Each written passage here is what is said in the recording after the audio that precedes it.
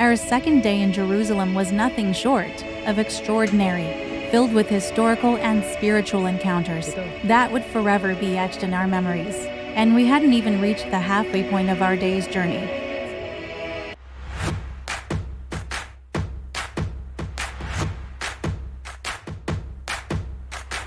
As we wrap up our time at the Western Wall, a place we had only imagined before today, the reality of standing before it is even more powerful than we could have anticipated.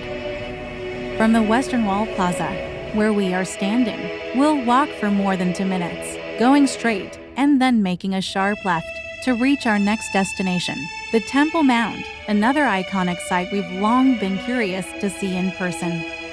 We passed through security before crossing the Maghrabi Bridge and entering through the Maghrabi Gate, the only entrance for non-Muslim visitors. We caught sight of Robinson's Arch remnants. As we crossed the bridge, Robinson's Arch was a monumental staircase, supported by a wide stone arch at the southwestern corner of the Temple Mount, built as part of Herod the Great's expansion of the Second Temple in the late 1st century BCE. The arch connected ancient Jerusalem's Lower Market area to the Temple Mount's Royal Stoa complex.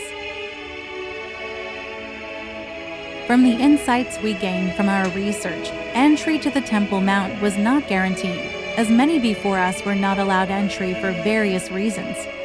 Additionally, the prominent sign increased our excitement and apprehension. As we walked along the Maghrabi Bridge, the presence of police and security highlighted the complex tension and reverence surrounding the sacred site. Passing the bridge, we remained discreet and used cameras sparingly to respect the area's sensitivity and avoid drawing attention. Despite the uncertainties, it felt surreal that we finally stepped onto the hallowed ground, gazed upon the sacred splendor of the Temple Mount. Reading about these places or seeing pictures is one thing, but being here offers a new level of connection to the stories and history.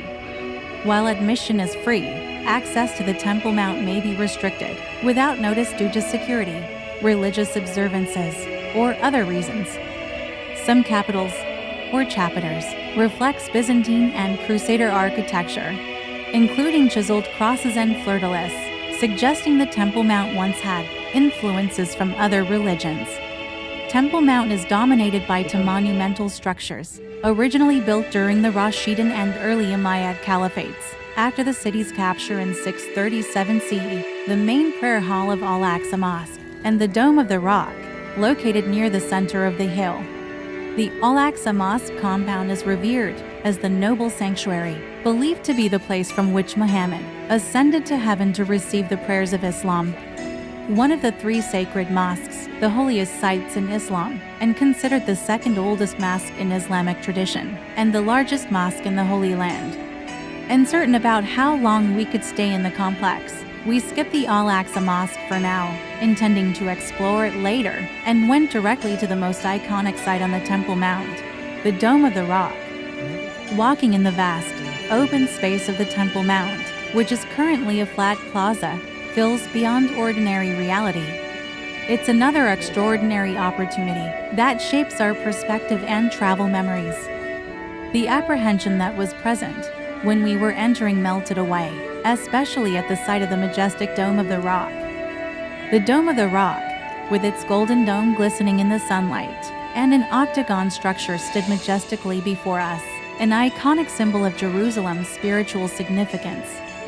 Many Muslims believe that the Dome of the Rock is located at the site described in Surah 17 of the Quran, which recounts the Isra and Miraj, the night journey of Muhammad, from the Great Mosque of Mecca to the Masjid al-Aqsa, the farthest place of prayer, where he prayed before ascending to heaven. Although Jerusalem itself is not named in the Quran, hadiths refer to it as the location of Muhammad's night journey. The Dome of the Rock features a total of 16 canter, also known as the arch gates or the scales, that surround the Dome of the Rock platform. We are approaching the canter with 4 arches on the southern side of the shrine. This section faces both the Al-Aqsa Mosque and the Dome of the Rock. These stairs, which had once been just images on a screen, now shift from a flat, virtual representation to a vivid, three-dimensional experience. The familiar patterns and textures from the videos were now beneath our feet, grounding us in a way that no screen could replicate. With each step upward, the weight of the experience grew heavier, adding to the sense of significance and reverence for the opportunity to visit the Temple Mount. As we climbed, the shift from observer to participant felt profound. The videos had only offered a glimpse. Here, the shrine's full beauty revealed itself. I must say, this is the most impressive view, to see the dome where Qubbat al-Ṣakhra for the very first time. Reaching the top, the transition was striking. A canvas of history and spirituality stretched out before us. We stood not just as visitors, but as witnesses to a living piece of history, having moved from the realm of the digital into the sacred space of the Dome of the Rock. Though modest in distance, the climb is monumental in its significance, marking the moment you leave behind the mundane and step into the sacred realm of one of the most revered sites in the world. The transition from the bustling city to this serene, elevated platform, where every corner of the site tells its own tale, is remarkable. The Dome of the Chain, a freestanding dome, to the east of the Dome of the Rock, is one of the oldest structures on the Temple Mount. That is not a mosque or shrine but a prayer house.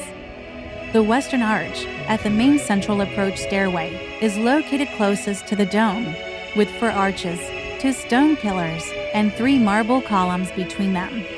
The Dome of Yas Salah al-Din, Dome of al-Nahawiyah, and southwestern Canadir are the other structures on the south and southwest of the dome.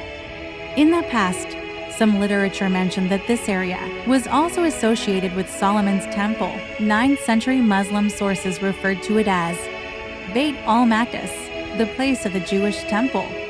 Archaeologists explain traces of the past can be seen in the dome, which includes recycled, decorative elements from Byzantine churches, such as chancel screen on the east side foundation of the dome, possibly from the Temple Mount or elsewhere in the Old City. In the immense expanse of the Temple Mount, we had explored only a small section of the area when an announcement was made that all visitors must leave as prayer time approached.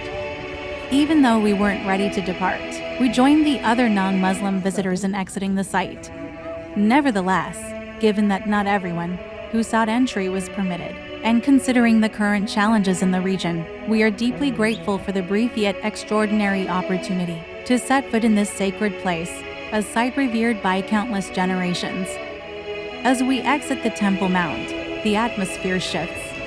The streets start to hum with the vibrant colors and activities, in contrast to the serene atmosphere of the Temple Mount. This transition showcases the rich tapestry of life in Jerusalem, with its deep, varied, and interconnected cultural and historical layers. Every street and corner reveals a new chapter in the city's unique blend of the past and present. Coming up, we will follow a historic route that pilgrims and tourists often walk in Jerusalem to reflect on the Passion of Christ. This route is believed to be the path Jesus walked on the way to his crucifixion. The name means sorrowful way in Latin. The path is marked by a series of stations, each commemorating specific events that occurred during Jesus' journey. It includes significant Christian sites and churches along the route. As we rejoin the flow of visitors, we make our way through the bustling streets, ultimately arriving at the starting point of our journey. This route brings us full circle to the place where our exploration today began, offering a profound sense of connection and reflection.